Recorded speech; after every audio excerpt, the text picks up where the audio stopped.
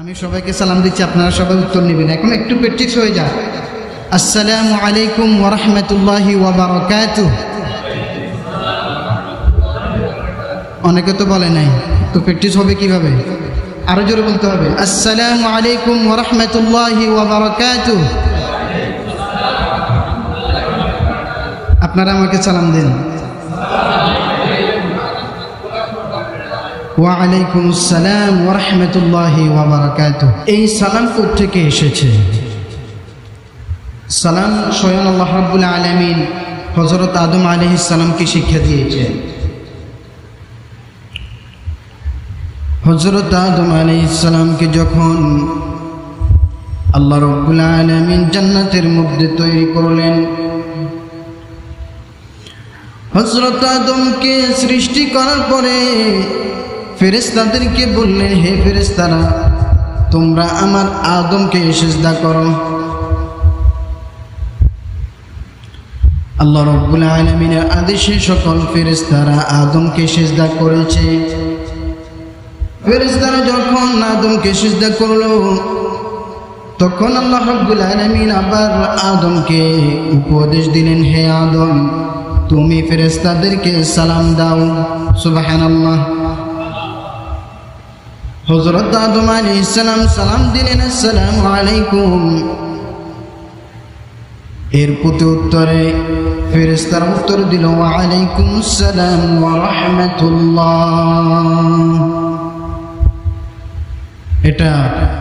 এই বাক্যটা জান্নাত থেকে এসেছে, যার কারণে এই বাক্যটার সাথে শুধু নিয়ামত, শুধু রহমত, শুধু দয়া। আলহামদুলিল্লাহ। সালাম দিয়েছেন আদম, নিয়েছেন ফেরেশতারা, এবং কে?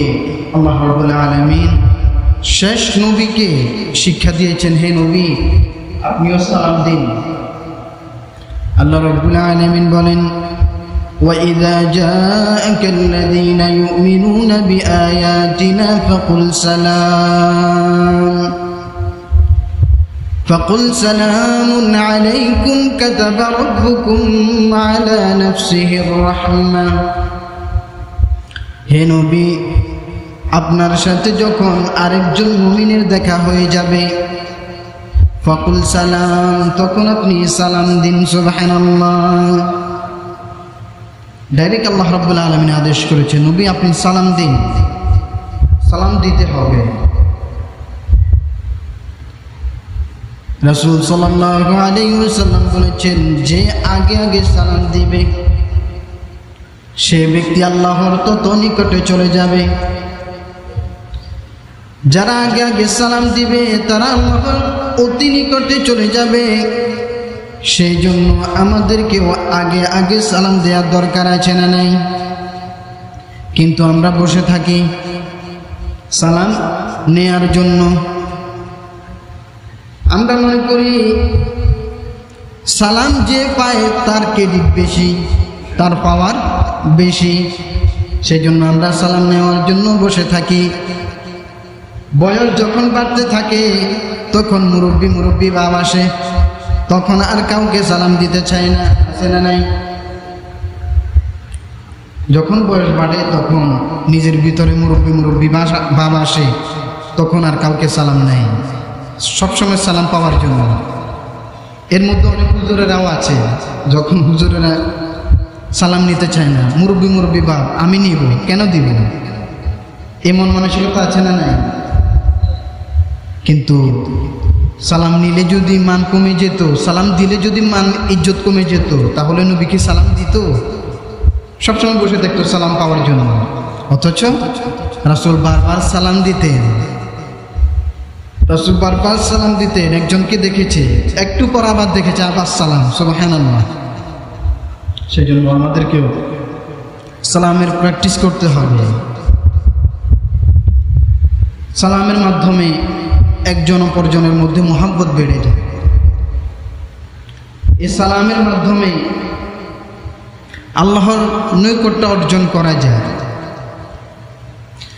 আল্লাহ রাসূল সাল্লাল্লাহু আলাইহি ওয়াসাল্লাম বলেছেন, সেই সত্তার কসম যিনি আমাকে সৃষ্টি করেছেন, তোমরা ততক্ষণ পর্যন্ত জান্নাতে যেতে পারবে না যতক্ষণ পর্যন্ত তোমরা ঈমান না আনবে।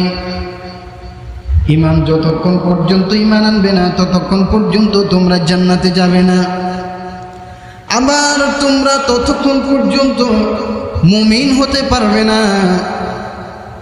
যতক্ষণ পর্যন্ত একে অপরের সাথে ভালোবাসা না দেখাবে। একে অপরকে যতক্ষণ পর্যন্ত ভালোবাসতে পারবে না ততক্ষণ পর্যন্ত তোমরা মুমিন হতে পারবে না।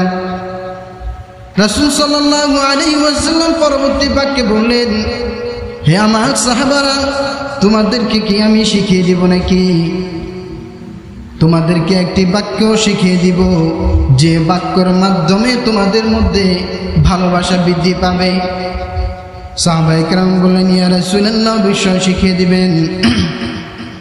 রাসূল সাল্লাল্লাহু আলাইহি ওয়াসাল্লাম সেই বাক্যটি বললেন, আসসালামু আলাইকুম ওয়া রাহমাতুল্লাহ। তোমরা যখন একে অপরজনকে দেখলে এই বাক্যটা বলবা, তোমাদের মধ্যে ভালোবাসা সৃষ্টি হয়ে যাবে, ভালোবাসা সৃষ্টি হয়ে যাবে। আর যখন একজন অপরজনের মধ্যে পরিপূর্ণ ভালোবাসা সৃষ্টি হবে তখন তুমি পরিপূর্ণ মুমিন। ভালোবাসা ছাড়া মুমিন হওয়া যায় না। আর আমরা কাউকে ভালোবাসবো আল্লাহর জন্য। কার জন্য? কাউকে ভালোবাসবো আল্লাহর জন্য। আর যদি কাউকে ঘৃণা করতে হয় তাহলে সেটাও কার জন্য হবে? আল্লাহর জন্য। আল হুব্বু ফিল্লাহ ওয়াল বুগদু ফিল্লাহ। আমাদের ভালোবাসা হবে আল্লাহর জন্য, আমাদের ঘৃণা হবে কাউকে যদি আমরা অপছন্দ করি, সেটাও কার জন্য হবে? আল্লাহর জন্য হবে। কিন্তু আমরা দুনিয়ার সাথে মানুষকে ঘৃণা করি, দুনিয়ার সাথে মানুষকে ঘৃণা করি। সে আমার দলের লোক নয়, তাকে আমি সালাম দিতেও রাজি না। এমন আছে না নাই? আছে, এমন অনেকজন আছে, অনেক লোক। আগে সম্পর্ক ভালো, কিন্তু এখন সে ইসলামের কথা বলে, এখন তার থেকে মুখ ফিরিয়ে নিয়েছি আমি, ওই দিকে সালাম দিলেও নিতে চায় না। এমন লোক আছে না নাই? তো কার কারণে সম্পর্ক নষ্ট হয়েছে? সে শয়তানের দলে, আরেকজন হচ্ছে আল্লাহর দলে। একটা হচ্ছে শয়তানের দল, আরেকটা হচ্ছে আল্লাহর দল। আল্লাহর দিনের দাওয়াত দেওয়ার কারণে শয়তানটা আলাদা হয়ে গেছে। কিন্তু মুসলমান যদি হয়, এটা তো হওয়ার কথা নয়। মুসলমান হবে সে, আপনি ইসলামের কথা বলেন, আমি ইসলামের কথা বলবো, আপনার সাথে আমার মোহাব্বত বৃদ্ধি হতে থাকবে।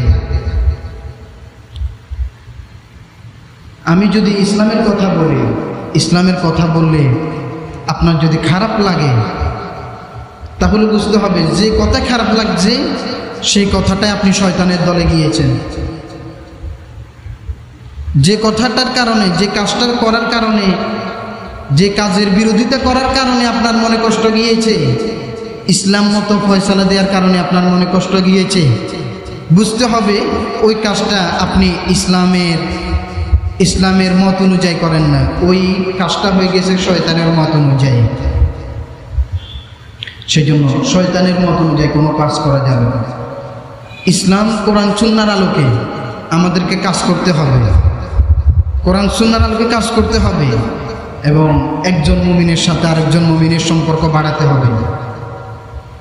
একজন মুমিনের সাথে আরেকজন মুমিনের সম্পর্ক বাড়াতে হবে। মুমিনের সম্পর্ক হবে এই জন্যই, আল্লাহর জন্য।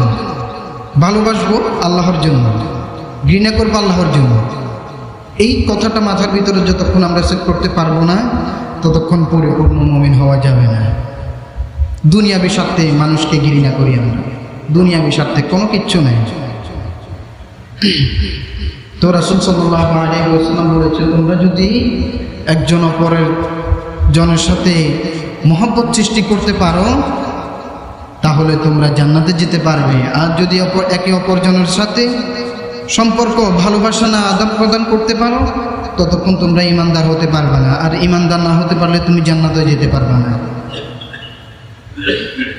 কথাটা কিন্তু স্বাভাবিক, কিন্তু গোড়ায় যেতে যেতে এটা কিন্তু খুবই শক্তিশালী। আমরা বুঝলাম এর সাথে সম্পর্ক খারাপ রাখলে কি হয়, স্বাভাবিক সম্পর্ক, কিন্তু এই সম্পর্কর গোড়া হচ্ছে ইমানের জায়গায়। এটার গোড়া কোথায়? ইমানের সাথে সম্পর্ক। সেজন্য আমরা মানুষকে সালাম দিব, দ্বীনের পথে দাওয়াত দিব, ইসলামের পথে দাওয়াত দিব। যদি মানুষকে ভালোবাসার সহিত ইসলামের পথে আমরা দাওয়াত দিতে পারি, তাহলে আমরা খাঁটি মুমিন হব। এর বিনিময়ে আল্লাহ রাব্বুল আলামিন আমাদেরকে কি দান করবেন? জান্নাত দান করবেন। সেজন্য ভালোবাসা আদান প্রদান করার একটি মাধ্যম হচ্ছে সালাম দেয়া। একটি মাধ্যম কি? সালাম দেয়া। রাসূলের সাহাবীরা বেশি বেশি সালাম দিতেন, সালাম দেওয়ার জন্য প্রতিযোগিতা করতেন কিভাবে বেশি বেশি সালাম দেয়া যায়। হযরত আব্দুল্লাহ ইবনে উমর রাদিয়াল্লাহু তাআলা আনহু বেশি বেশি বাজারে যেতেন। আব্দুল্লাহ ইবনে উমর রাদিয়াল্লাহু তাআলা আনহু বেশি বেশি বাজারে যেতেন। কিছু সাহাবীর নজরে পড়ে গেল, কিরে আব্দুল্লাহ ইবনে উমর এত বেশি বেশি বাজারে যায় কেন? কোনো দরকার ছাড়াই বাজারে যায়, এত বেশি বেশি বাজারে যায় কেন? কিছু সাহাবী বলতে লাগলো, তার পিছু নিমু, সে বাজারে গিয়ে কি করে সেটা দেখব। এক সাহাবী আব্দুল্লাহ ইবনে উমর রাদিয়াল্লাহু তাআলা আনহু পিছু নিলেন, পিছু নিয়ে গিয়ে দেখলেন সে রাস্তা দিয়ে যেতে, বাজারে যেতে যতজন মানুষের সাথে দেখা হয় ততজনকে সে সালাম দেয়। সুবহানাল্লাহ। অর্থাৎ একমাত্র সালাম দেওয়ার জন্যই বাজারে যদি যাই মানুষের সাথে দেখা হবে এবং মানুষকে আমি সালাম দিব, সেই জন্য আব্দুল্লাহ ইবনে উমর বেশি বেশি বাজারে যেতেন। এখন আমাদের মধ্যে যাদের বাজারে যাওয়ার অভ্যাস আছে, আপনারাও অনর্থক এই সময়টাকে হেলায় ফেলায় না কেটে দিয়ে এই অভ্যাসটা করতে পারেন। যেহেতু বাজারে যেতেই হবে, আপনার যাওয়ার সময় যত মানুষের সাথে দেখা হবে, আসার সময় যত মানুষের সাথে দেখা হবে, সবাইকে যদি সালাম দিয়ে দেন, প্রতি সালামের মধ্যে নেকি আছে না নাই? রাসূল সাল্লাল্লাহু আলাইহি ওয়াসাল্লামকে একজন সাহাবী সালাম দিলেন, আসসালামু আলাইকুম। রাসূল সাল্লাল্লাহু আলাইহি ওয়াসাল্লাম বললেন, হে আমার সাহাবী, তোমার জন্য 10টি নেকি কয়টি? আর একজন সাহাবী এসে বলল, ইয়া রাসূলুল্লাহ, আসসালামু আলাইকুম ওয়া রাহমাতুল্লাহ। রাসূল সাল্লাল্লাহু আলাইহি ওয়াসাল্লাম বলল, তোমার জন্য 20টি নেকি। আরেকজন সাহাবী এসে বলল, আসসালামু আলাইকুম, আসসালামু আলাইকুম ওয়া রাহমাতুল্লাহি ওয়া বারাকাতুহু। রাসূল সাল্লাল্লাহু আলাইহি ওয়াসাল্লাম বললেন, হে আমার সাহাবী, তোমার জন্য রয়েছে 30টি নেকি। তাহলে আমরা বুঝতে পারলাম সালাম দিলে 30টি নেকি পাওয়া যায়। আমরা এতদিন জেনেছি যে সালাম দিলে 90 নেকি। সালাম দিলে কত নেকি? 90 নেকি। আজ যে সালাম নিবে তার 10 নেকি। এটা ভুল একটি আলোচনা আমাদেরকে শোনানো হয়েছে। সালাম দিলেও 30 নেকি, সালাম নিলেও নেকি, সমান সমান।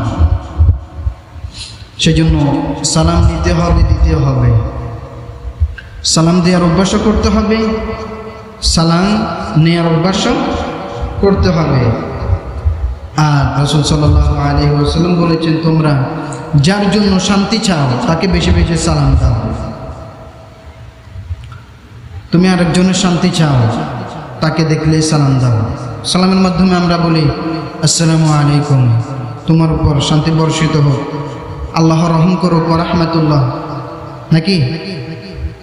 তো রাসূল বলে, তোমরা যার শান্তি চাও তাকে দেখলে সালাম দাও। সেজন্য আমরা যখন ঘরে প্রবেশ করব তখনও সালাম দিব। যদি সালাম দিই তাহলে ঘরের ভিতরে রহমত নাজিল করবেন কে? আল্লাহ। সেজন্য ঘরের ভিতরে সালাম দিতে হবে। ঢুকলে স্ত্রীকে সালাম দিবেন, স্ত্রী আপনাকে সালাম দেবে, এ তো শান্তি। রাসূল সাল্লাল্লাহু আলাইহি ওয়াসাল্লামকে কখনো আম্মা জান আয়েশা বলেন, আমি রাসূলকে কখনো আগে সালাম দিতে পারি নাই। এটা আমি আমার আব্বুর ভিতরে পাই। আমার আব্বু যখন বাড়ির আঙ্গিনে আসে তখন থেকে সালাম দিয়ে দেয়, আসসালামু আলাইকুম। দূর থেকে আমাদেরকে সালাম দেয়। সেজন্য সালাম দেওয়ার ভিতরে কোনো লজ্জা নেই, শিখতে হবে। যাদের পরিবারে সালাম নেয়, যে ছেলেদের বাপ মারা সালাম দেয় না, ওদের সন্তানও সালাম দিতে চায় না। সেজন্য এটা পারিবারিকভাবে আপনাকে যখন দেখবে আপনি সালাম দিচ্ছেন, আপনার সন্তানেরাও শিখবে, আপনার সন্তানেরাও সালাম দেয়া শিখবে। সেজন্য বাড়িতে গেলে সালাম দিবেন, আসসালামু আলাইকুম। আপনাকেও সালাম দিবে, সালাম দিলে তো মর্যাদা কমবে না। আর এটা আল্লাহ রাব্বুল আলামিনের আদেশ যে তোমরা যখন ঘরে প্রবেশ করবা তখন তোমরা অনুমতি নিবে এবং সালাম দিবে। এটা আদেশ কার? আল্লাহ রাব্বুল আলামিনের আদেশ। আল্লাহ রাব্বুল আলামিন বলেছেন, ইয়া আইয়ুহাল্লাযীনা আমানু লা তাদখুলু বুয়ুতান গায়রা বুয়ুতিকুম হাত্তা তাস্তানিসু ওয়া তুসাল্লিমু আলা আহলিহা। তোমরা যখন ঘরে প্রবেশ করবে তখন অনুমতি নাও, পরে সালাম দাও। আর যদি সালাম দাও তোমাদের ঘরটা শান্তিতে রহমতে পরিপূর্ণ হয়ে যাবে। রাসূল সাল্লাল্লাহু আলাইহি ওয়াসাল্লাম বলেন, যে ঘরে ঢুকতে সালাম দেয় আল্লাহ রাব্বুল আলামিন তাকে ঘরের মধ্যে হেফাজত করেন। ঘরের মধ্যে সকল ধরনের শয়তানের ফিতনা থেকে, শয়তানের ওয়াসওয়াসা থেকে হেফাজত করেন। মাঝে মাঝে স্বামী স্ত্রীর ঝগড়া হয়, স্বামী স্ত্রীকে মারে, স্ত্রী স্বামীকে মারে, আসে না? সালাম দেওয়ার মাধ্যমে এগুলো প্রতিরোধ করা সম্ভব। সেজন্য আমরা যখন ঘরে ঢুকবো তখন কি করব? সালাম দেব। রাসূল সাল্লাল্লাহু আলাইহি ওয়াসাল্লামকে প্রশ্ন করা হলো, ইয়া রাসূলুল্লাহ, ইসলামের মধ্যে উত্তম কি জিনিস? রাসূল সাল্লাল্লাহু আলাইহি ওয়াসাল্লাম বললেন, ইসলামের মধ্যে উত্তম হচ্ছে একজন অপরজনকে খাওয়াবে, একজন অপরজনকে খাওয়াবে আর পরিচিত অপরিচিত সবাইকে সালাম দিবে। এটা হচ্ছে ইসলামের মধ্যে একটি উত্তম জিনিস। তুমি মানুষকে খাওয়াও, টাকা আছে, সম্পদ আছে, শুধু নিজে খেলে হবে না, মানুষকে খাওয়ানোর দরকার আছে না নাই? মানুষকে খাওয়াতে হবে। তারপর পরিচিত অপরিচিত সবাইকে সালাম দিতে হবে। রাসূল সাল্লাল্লাহু আলাইহি ওয়াসাল্লাম বললেন, কিয়ামতের আরেকটি আলামত হচ্ছে মানুষ অপরিচিত মানুষকে সালাম দিবে না, শুধু পরিচিতদেরকে সালাম দিবে, অপরিচিতদেরকে সালাম দিবে না। এটা হচ্ছে কিয়ামতের আরেকটি আলামত। কিন্তু মুসলমানদের কাজ হচ্ছে পরিচিত হোক অপরিচিত হোক সবাইকে সালাম দিবে। রাস্তায় 10 জন যদি আমাদের সাথে দেখা হয় 10 জনকে সালাম দেওয়ার চেষ্টা করতে হবে। এটাই হচ্ছে মুসলমানদের বৈশিষ্ট্য। এখন সালাম দিতে হলেও আরেকটি সমস্যা আছে, অপরিচিত মানুষদেরকে সালাম দিলেও আরেকটি সমস্যা। কি সমস্যা? সেটা হচ্ছে মাঝে মাঝে দেখা যায় অপরিচিত মানুষ, এই লোকটা মুসলমান নাকি হিন্দু চেনা যায় না, আছে না? হিন্দু নাকি মুসলমান চেনা যায় না। কারণ কি? মুখের ভিতরে দাড়ি নাই, মাথার ভিতরে টুপি নাই, গায়ের ভিতরে নবীজির সুন্নত নাই। চেহারা দেখলে বুঝার কোনো উপায় নাই এই লোকটা কি মুসলমান না হিন্দু। সেই জন্য আমাদেরকে ইসলামিক সুরত ধারণ করতে হবে। মিনিমাম আপনাকে দাড়ি রেখে দিতে হবে। দাড়ি যদি রেখে দেন অটোমেটিক অন্য একজন মানুষ সালাম দিতেও সুবিধা ভোগ করবে।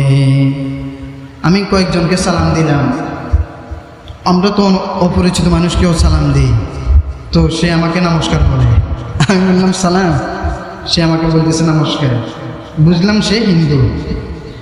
তো চেহারা দেখে মানে অনুভব করার কোনো সাধ্য নেই যে এই লোকটা হিন্দু।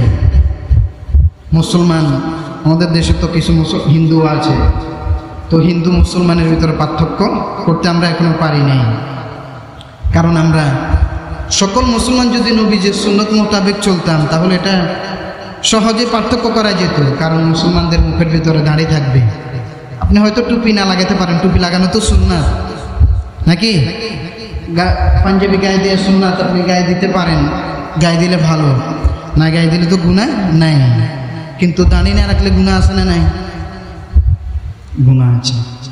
সেজন্য আমার ভাইরা, যাদের মুখে দাড়ি না আপনারা দাড়ি রেখে দেওয়ার চেষ্টা করবেন। তাহলে সালাম দিতেও আরেকজন লোকে সালাম দিতেও সুবিধা হবে। অনেক মানুষ আবার আছে যে দাড়িওয়ালা দেখলে সালাম দেয়, কারণ দাড়িওয়ালা মানুষ দেখলে সম্মান করতে ইচ্ছা করে, তার মুখের ভিতরে দাঁড়িয়ে আছে। সেজন্য রাসূল বলেছে তোমরা পরিচিত অপরিচিত সবাইকে সালাম দিবে। এখন কি কাকে সালাম দিবে এটারও একটি নিয়ম আছে, কি কাকে সালাম দিবে। ইউসাল্লিমুর রাকিবু আলাল মাশি ওয়াল মাশি আলাল কাঈদি ওয়াল কলিল আলাল কাসীর। রাসূল সাল্লাল্লাহু আলাইহি ওয়াসাল্লাম বলেছেন বসা ব্যক্তিকে হেঁটে যাওয়া ব্যক্তি সালাম দিবে, একজন বসা ব্যক্তিকে হেঁটে যাওয়া ব্যক্তিকে সালাম দিবে, আবার হেঁটে যাওয়া ব্যক্তিকে ভ্রমণকারী লোকে সালাম দিবে। অর্থাৎ আমরা যদি কেউ বাইকে করে যাই তাহলে যে হেঁটে যাচ্ছে তাকে সালাম দেয়া আমার দায়িত্ব। বেশি সংখ্যক লোককে কম সংখ্যক লোককে সালাম দিতে হবে। একটা মজলিসের ভিতরে প্রবেশ করেছেন, তখন আপনি সালাম দিতে হবে ওই মজলিসের লোকদেরকে, এটা হচ্ছে নিয়ম। তাহলে আমরা জানলাম যে ব্যক্তি বসে থাকবে তাকে সালাম দিতে হবে হেঁটে যাওয়া লোক, আর যে ব্যক্তি হাঁটবে তাকে সালাম দিতে হবে যে ভ্রমণ করে সে, আর কম সংখ্যক লোক বেশি সংখ্যক লোককে সালাম দিতে হবে। এটা কিন্তু ফরজ ওয়াজিব না, এটা একটা নিয়ম আর কি, আপনি দিতে পারেন। আপনি আবার এখানে এটাও করতে পারেন যে বসা ব্যক্তি যদি হেঁটে যাওয়া ব্যক্তিকে সালাম দিয়ে, এখানে কি গুনাহ হবে? গুনাহ হবে না, কিন্তু একটা সুন্দর পদ্ধতি এটা। একজন বাইক চালিয়ে যাচ্ছে, সে কিন্তু আপনাকে সালাম দিলে আপনি সম্পূর্ণ সালামটা শুনতে পাবেন, কিন্তু আপনি বসা আছেন, একজন বাইক চালিয়ে যাচ্ছে, তাকে সালাম দিলে হয়তো বাতাসের সমস্যার কারণে ওই সালামটা স্পষ্ট হবে না। সেজন্য রাসূল সাল্লাল্লাহু আলাইহি ওয়াসাল্লাম সুন্দর নিয়ম করে দিয়েছেন। রাসূল সাল্লাল্লাহু আলাইহি ওয়াসাল্লাম কে আল্লাহ রাব্বুল আলামিন বলেছেন ওয়া ইযা হুয়িতুম বিতাহিয়াতিন ফাহাইয়ু বিআহসানা মিনহা আও রুদ্দুহা। হে নবী, হে মুমিনগণ, তোমাদেরকে যখন কোনো মানুষ অভিবাদন জানাবে তোমরা এর চাইতে আরো উত্তম রূপে তাকে অভিবাদন করবে। রাসূল সাল্লাল্লাহু আলাইহি ওয়াসাল্লাম শিখিয়ে দিয়েছেন কিভাবে আরো উত্তম রূপে অভিবাদন করা যায়। রাসূল সাল্লাল্লাহু আলাইহি ওয়াসাল্লাম বলেছেন কেউ যদি বলে তোমাকে আসসালামু আলাইকুম, এর প্রতি উত্তরে তুমি বলবে ওয়া আলাইকুমুস সালাম ওয়া রাহমাতুল্লাহ। আবার কেউ যদি বলে আসসালামু আলাইকুম ওয়া রাহমাতুল্লাহ, তুমি এর প্রতি উত্তরে বলবে ওয়া আলাইকুমুস সালাম ওয়া রাহমাতুল্লাহি ওয়া বারাকাতুহু। এইভাবে যদি তুমি উত্তম রূপে সালাম এইভাবে যদি উত্তর দিতে পারো তাহলে সেটা হবে উত্তম রূপে অভিবাদন জানানো। আল্লাহ রাব্বুল আলামিন বলেছেন ওয়া ইযা হুজ্জিতুম বিতাহিয়াতিন ফাহাইয়ু বিআহসানা মিনহা। যেভাবে তোমাকে অভিবাদন জানানো হয় এর চাইতে তুমি আরো উত্তম রূপে তুমি তাকে অভিবাদন জানাও। এখন কখন সালামের উত্তর দেয়া লাগবে না, মাঝে মাঝে এমন পরিস্থিতি আছে যেখানে সালাম দেওয়াও নিষেধ, সালামের উত্তর দেওয়াও নিষেধ। কিছু কিছু জায়গা আছে, সব জায়গায় তো সালাম দেওয়া যাবে না। কয়েকটি জায়গা আছে কেউ যদি নামাজে দাঁড়ায় তাকে সালাম দেয়া যাবে না। খুতবা শোনার সময়, এখন যে আপনারা আমার খুতবা শুনছেন, ওয়াজ শুনছেন, এখন কেউ সালাম দিলে এটা নিষেধ। খুতবা শোনার সময় কেউ কাউকে সালাম দিতে পারবে না, এবং কেউ যদি সালাম দেয় এটা আপনার জন্য নেওয়া আবশ্যক নয়। আবার কেউ যদি ইস্তেঞ্জাখানায় যায়, কেউ প্রস্রাব করতেছে, তখন কেউ সালাম মারি দেয় না, তখন সালাম দেয়া যাবে না। জোর উচ্চারণের সময় সালাম দেয়া যাবে না। কেউ যদি আবার গুনাহের মধ্যে লিপ্ত থাকে তখন তাকেও সালাম দেয়া যাবে না। গুনাহের মধ্যে কেউ যদি বিড়ি টানে, বিড়ি টানার লোক আছে না নাই? কম নাকি বেশি? আলহামদুলিল্লাহ আমার এই সমাজে বেশি বিড়িখোর লোকের সংখ্যা এই সমাজে বেশি। ছেড়ে দিতে হবে, একদিনে ছাড়া সম্ভব না। আলহামদুলিল্লাহ আমার কাছে একজন লোক এসে বলেছে হুজুর আপনাদের কথা শুনে আমি আজীবনের জন্য সিগারেট খানা ছেড়ে দিয়েছি। আলহামদুলিল্লাহ বললেন। আসলে এটা চেষ্টা করলে হয়, আপনি চেষ্টা করেন, হয়ে যাবে। সিগারেট খানা ছেড়ে দিন, এটা কিন্তু জাহান্নামী খাবারের সাথে একটি সম্পর্ক রাখে। জাহান্নামী খাবার হবে এমন, জাহান্নামী খাবার খাবে কিন্তু পেট ভরবে না। সিগারেট খালি কি পেট ভরে? ভরে না। সেজন্য সিগারেট খানা আস্তে আস্তে ছেড়ে দিতে হবে, ছেড়ে দেন। তো কেউ যদি সিগারেট খায় তখন সে মুহূর্তে তাকে সালাম দেওয়া যাবে না, দিবেন না। দিতে পারবেন, দিলে যে আপনার কবিরা গুনাহ হয়ে যাবে এটা না, কিন্তু একটা ভদ্রতা আছে, আপনি তাকে সালাম দিবেন না। আবার কাউকে যখন আমরা সালাম পাঠাবো কিভাবে পাঠাতে হবে রাসূল সাল্লাল্লাহু আলাইহি ওয়াসাল্লাম সেটাও শিক্ষা দিয়েছেন। কাউকে যখন সালাম পাঠাবো, আমরা কখনো কারোর সাথে দেখা হলে বলি তোমার আম্মুকে সালাম বলিও, বলি না? বলি কি না? এখন কিভাবে পাঠাতে হবে এটারও নিয়ম আছে। শুধু এ কথা বললে হবে না যে তোমার আম্মুকে সালাম বলিও অথবা তোমার আব্বুকে সালাম বলিও, না। সালাম পাঠানোর নিয়ম হচ্ছে যে প্রথম আপনি বলবেন আসসালামু আলাইকুম, এটা আপনাকে বলতে হবে।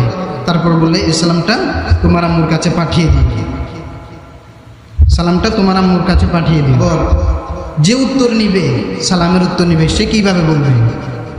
উত্তর নেওয়ার মাধ্যম হচ্ছে ওয়া আলাইকা ওয়া আলাইকুমুস সালাম।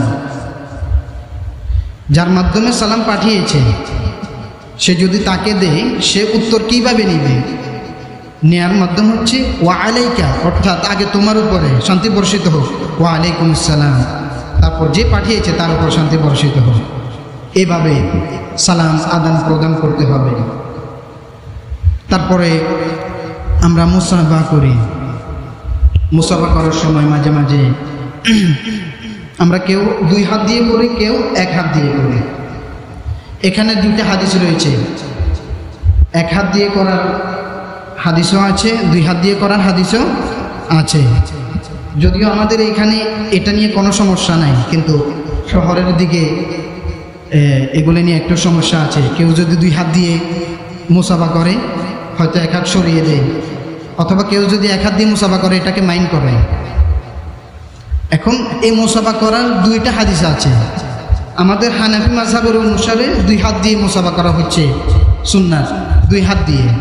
আর বিভিন্ন ইমামদের মতে 1 হাত দিয়ে মুসাফা করা হচ্ছে সুন্নাত। আমাদের এখানে হান্নান হুজুর হয়তো 1 হাত দিয়ে, ওখানে 1 হাত দিয়ে মুসাফা করার নিয়ম, আশা করি ওখানে এটাই চলে। তো হানাফি মাযহাবের মতো হচ্ছে 2 হাত দিয়ে মুসাফা করা।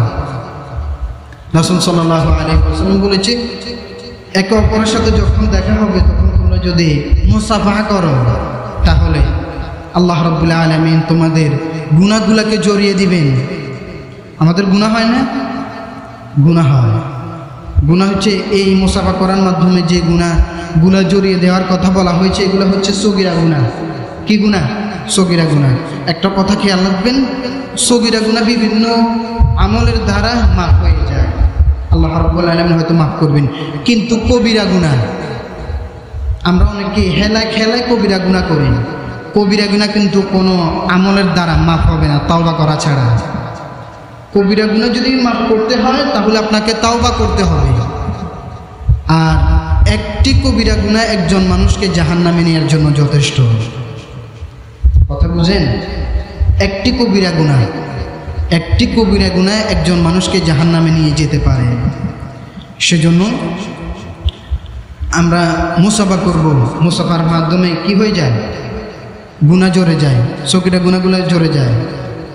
এবং মুআনাকা করব, মুআনাকার মাধ্যমেও ভালোবাসা বৃদ্ধি হয় এবং গুনাহ জড়ে যায়। কিন্তু আমরা মুসাফা মুআনাকা এগুলো নিয়েছি একেবারে ঈদ টু ঈদ, 2 ঈদে আমরা মুসাফা করি, মুআনাকা করি, এছাড়া আর কোনো করি না, কোনো সময় নেই। দেখা হলে এটা করতে হবে, করা ভালো। এগুলা করার মাধ্যমে মানুষের মহব্বত বৃদ্ধি হয়ে যায়, অহংকার দূর হয়, একজন অপরজনের সাথে হয়তো মনোমালিন্য থাকতে পারে, রেষারেষি থাকতে পারে। যখন আপনি সালাম দিবেন, মুসাফা করবেন, মুসাফা না করতে পারলে প্রথমে আপনি দূর থেকে সালাম দেন, আস্তে আস্তে কাছে যান। রাসূল সাল্লাল্লাহু আলাইহি ওয়াসাল্লাম বলেছেন সালাম দেওয়ার মাধ্যমে অহংকার মুক্ত হওয়া যায়। যে ব্যক্তি আগে সালাম দিল সে ব্যক্তি অহংকার মুক্ত হয়ে গেল। রাসূল সাল্লাল্লাহু আলাইহি ওয়াসাল্লাম বারবার সালাম দেওয়ার ব্যাপারে তাগিদ দিয়েছেন। রাসূল বলেছেন এক সালাম দেওয়ার পরে, একজন মানুষকে সালাম দেওয়ার পরে সেই ব্যক্তি যদি একটি পাথরের আড়ালে হয়ে যায়, এরপর যদি আবার দেখা হয় তাহলে তুমি তাকে আবার সালাম দাও। একজন মানুষকে সালাম দিয়েছ, সে ব্যক্তি একটি গাছের আড়াল হয়ে গেছে, তারপরে আবার দেখা হয়েছে, রাসূল সাল্লাল্লাহু আলাইহি ওয়াসাল্লাম বলেন তুমি তাকে আবার সালাম দাও। সালাম দেওয়া হচ্ছে জান্নাতি মানুষের গুণ। আল্লাহ রাব্বুল আলামিন জান্নাতের মধ্যে সালাম দিবেন, আসসালামু আলাইকুম ইয়া ইবাদি। এই সালাম তারাই পাবে যারা দুনিয়াতে একে অপরকে সালাম দিত। সেই জন্য সালাম দেওয়ার দরকার আছে না নাই? সালাম দিতে হবে। আমরা মুসলমান, একজন অপরজনকে অহংকার নাই, সালাম দেওয়ার ভিতরে কোনো লজ্জা নাই। রাসূল সাল্লাল্লাহু আলাইহি ওয়াসাল্লামের একজন খাদেম ছিল, আনাস বিন মালিক রাদিয়াল্লাহু তাআলা আনহু, 10 বছর রাসূলের খাদেম। রাসূল সাল্লাল্লাহু আলাইহি ওয়াসাল্লামের ব্যাপারে ওই আনাস বিন মালিক রাদিয়াল্লাহু তাআলা আনহু বলতেছে, আমি 10 বছর রাসূলের খাদেম ছিলাম, কখনো রাসূল সাল্লাল্লাহু আলাইহি ওয়াসাল্লামকে আমি আগে সালাম দিতে পারি নাই। রাসূল সাল্লাল্লাহু আলাইহি ওয়াসাল্লাম আমাকে আগেই সালাম দিয়ে দিত। সুবহানাল্লাহ। একবার আমি অভিমান করে গাছের আড়ালে গিয়েছিলাম যে আজকে আমি রাসূলকে আগে সালাম দিব, এই নিয়ত করে গাছের আড়ালে রুকেছিলাম, কিন্তু রাসূল আমাকে দূর থেকে দেখেই সালাম দিয়ে দিয়েছেন আমার আগে। সুবহানাল্লাহ। মানে তো সেদিনও আমি রাসূলকে আগে সালাম দিতে পারি নাই।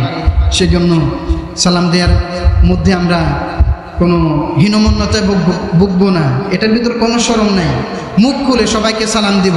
রাজি আছি তো ইনশাআল্লাহ? বলে না, রাজি আছি তো ইনশাআল্লাহ? আমি সবাইকে সালাম দিচ্ছি, আপনারা সবাই উত্তর নেবেন। এখন একটু প্র্যাকটিস হয়ে যাক। আসসালামু আলাইকুম ওয়া রাহমাতুল্লাহি ওয়া বারাকাতুহু। অনেকে তো বলে নাই, তো প্র্যাকটিস হবে কিভাবে? আরো জোরে বলতে হবে, আসসালামু আলাইকুম ওয়া রাহমাতুল্লাহি ওয়া বারাকাতুহু। আপনারা আমাকে সালাম দেন। ওয়া আলাইকুমুস সালাম ওয়া রাহমাতুল্লাহি ওয়া বারাকাতুহু। আল্লাহ রাব্বুল আলামিন আমরা যে আলোচনা করেছি সেই আলোচনার উপরে আমল করার তৌফিক দান করুক। সালামের বেশি বেশি প্রসার করার তৌফিক দান করুক। সকলে বলেন আমিন। ওয়া আখির দাওয়ানা আলহামদুলিল্লাহি।